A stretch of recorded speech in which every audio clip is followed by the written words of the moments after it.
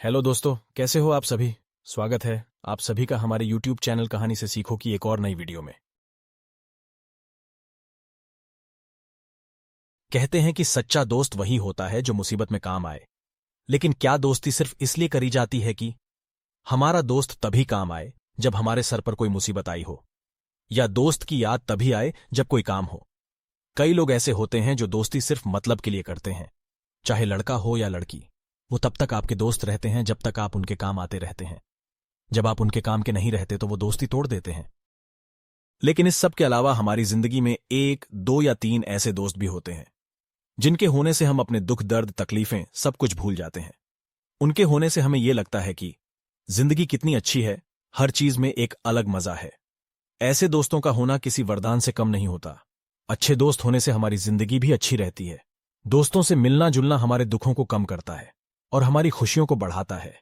लेकिन बहुत से लोग ऐसे भी होते हैं जो किसी से दोस्ती नहीं करते, हमेशा अकेले अकेले रहते हैं। किसी से दोस्ती करना उन्हें वक्त की बर्बादी लगता है। आज की इस कहानी के जरिए हम आपको बताएंगे कि दोस्तों का होना कितना जरूरी है, वो भी अच्छे दोस्तों का। इस कहानी के जरिए आप समझेंगे कि एक अच्छा दोस्त किस तरह हमारी उदासी भरी जिंदगी में खुशियां ला सकता है। आप इस दोस्ती की कहानी को पूरा जरूर सुनें और अपने दोस्तों के साथ शेयर जरूर करें। यह कहानी है एक बंदर की जो कि बहुत ही झगड़ालू था। वो अपने साथी बंदरों के साथ हमेशा लड़ता रहता और उन्हें नए नए तरीकों से परेशान करता। एक दिन उससे तंग आकर उसके साथियों ने योजना बनाई कि रात को जब ये गहरी नींद में सो रहा होगा तो हम सब इसे छोड़कर किसी दूसरे जंगल में चले जाएंगे। अपनी योजना के तहत उसके सभी साथी रात को मौका मिलते ही उसे छोड़कर भाग गए। अगली सुबह जब वो बंदर उठा तो उसने देखा कि वो वहां अकेला है और उसके सभी साथी गायब हैं। उसने इधर उधर अपने साथियों की तलाश करी, लेकिन उसे कोई नहीं मिला। वो समझ गया कि उससे परेशान होकर उसके साथियों ने उसे छोड़ दिया है। कुछ महीने बीत गए। वो बंदर अकेला उस जंगल में बहुत परेशान हो गया। उसकी जिंदगी एकदम नीरस हो गई। अपनी जिंदगी से परेशान होकर उसने मरने का फैसला किया, लेकिन खुद को मारने की उसमें हिम्मत नहीं आई। वो जंगल में इधर उधर भटकने लगा। तभी उसकी नजर एक बूढ़े शेर पर पड़ी। वो शेर आराम कर रहा था। बंदर ने सोचा, मैं खुद को तो नहीं मार सकता, लेकिन यह शेर जरूर मुझे मारकर खा सकता है। बंदर उछलता हुआ शेर के पास गया, उसके कान खींचने लग गया। शेर को जैसे ही कान खींचने का एहसास हुआ तो तेजी से उठा और बंदर की तरफ झपटा। बंदर डर के मारे वापस पेड़ पर चढ़ गया। शेर का निवाला बनने की उसकी हिम्मत नहीं हो पाई। उसने फिर से एक बार शेर का कान खींचा और इस बार भी वो शेर की पकड़ में नहीं आया। शेर ने सोचा कि यह बंदर फिर से मेरा कान खींचने की कोशिश करेगा, तो इस बार मैं सोने का नाटक करता हूं। जैसे ही ये पास आएगा तो इसे पकड़ लूंगा। तीसरी कोशिश में बंदर पकड़ा गया। बंदर को अपने चंगुल में लेकर शेर जोर से दहाड़ मारते हुए बोला, इस पूरे जंगल में खेलने को तुम्हें सिर्फ मैं ही मिला। अपनी इस शरारत के बदले अब तुम अपनी जान से जाओगे।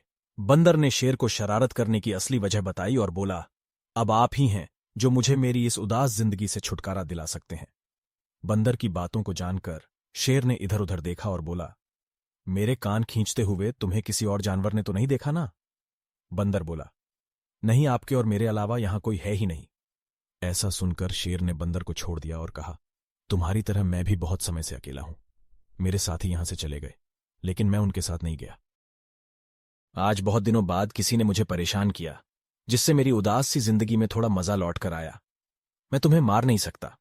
शेर की बातें सुनकर बंदर ने उससे दोस्ती कर ली। वो दोनों एक साथ रहने और खेलने लगे। जिंदगी के कुछ लम्हे ऐसे होते हैं जिन्हें हम अपने दोस्तों के साथ ही एंजॉय कर सकते हैं। एक अच्छा दोस्त होना और खुद भी एक अच्छा दोस्त बनना बहुत जरूरी है। दोस्तों के साथ बिताया हर पल मजेदार होता है।